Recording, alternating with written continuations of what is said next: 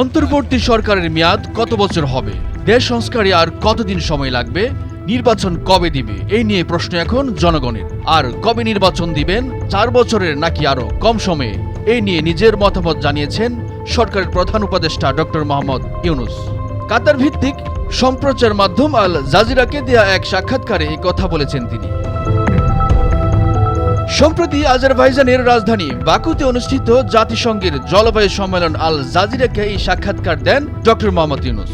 গত রবিবার এক ভিডিও সাক্ষাৎকার সম্প্রচার করেছে আল জাজিরা। সাক্ষাৎকারে জলবায়ু পরিবর্তনের প্রভাব, বাংলাদেশ যেসব সংকট মোকাবেলা করছে সেগুলো নিয়ে কথা বলার পাশাপাশি বাংলাদেশে চলমান সংস্কার প্রক্রিয়া, আগামী নির্বাচন, পরিবর্তিত পরিস্থিতিতে কূটনৈতিক সম্পর্ক এবং যুক্তরাষ্ট্রের নবনির্বাচিত প্রেসিডেন্ট ডোনাল্ড ট্রাম্পের সঙ্গে সম্পর্ক নিয়ে কথা বলেছেন তিনি।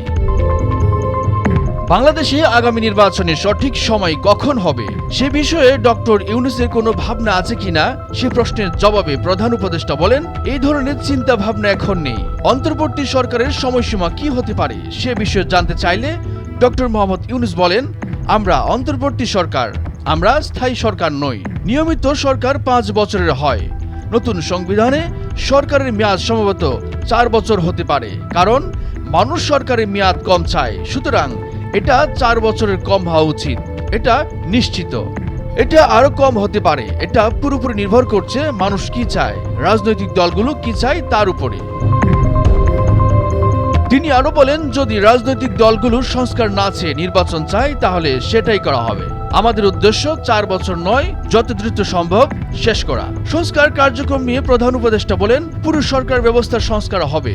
মানুষ নতুন কিছু চায়, সেখানে সব ক্ষেত্রে সংস্কার হবে, এমনকি সংবিধানও সংস্কার হচ্ছে।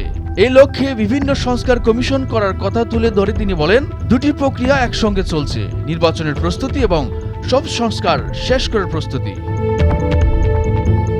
10 নভেম্বর শহীদ নূর হোসেন দিবস উপলক্ষে আওয়ামী লীগের দেয়া এক বিবৃতিতে শেখ হাসিনাকে বাংলাদেশের প্রধানমন্ত্রী হিসেবে উল্লেখ করা হয়। সাক্ষাৎকারে বিষয়টিতে দৃষ্টি আকর্ষণ করা হলে ডক্টর ইউনূস বলেন, শেখ হাসিনা নিজেকে অনেক কিছু বলতে পারেন, কিন্তু বাস্তবতা তা নয়। ভারতের সঙ্গে মিলে বিভিন্ন নদীগুলোর পানির ব্যবস্থা করতে চান বলে উল্লেখ করেন ডক্টর মোহাম্মদ ইউনূস। এক প্রশ্নের জবাবে তিনি বলেন, গত 16 বছরের দুর্নীতির নিমজ্জিত ছিল পুরো বাংলাদেশ, সেখান থেকে দেশকে বের করে চেষ্টা করছে তার সরকার।